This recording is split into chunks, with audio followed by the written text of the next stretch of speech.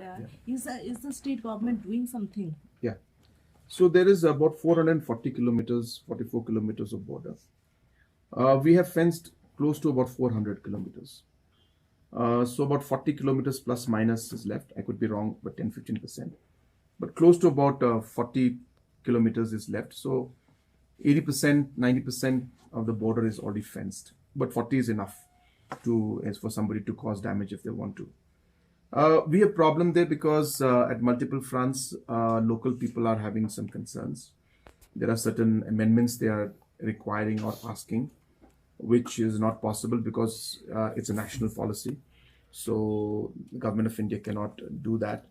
In some areas, there was some discussions that were held at the deputy commissioner level to resolve the issues. There were some issues about certain land being used for some other purposes, agriculture, this and that.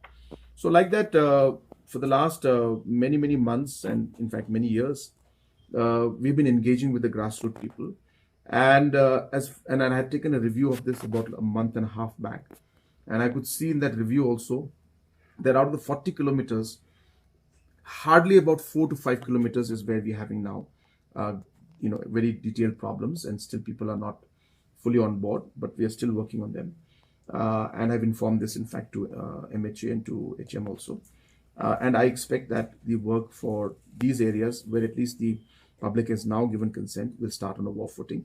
Because, there's all the contract, who's a contractor, this and that, all this normal administrative issues are there. So the social, political issues are now resolved in that 40 kilometers, most of it.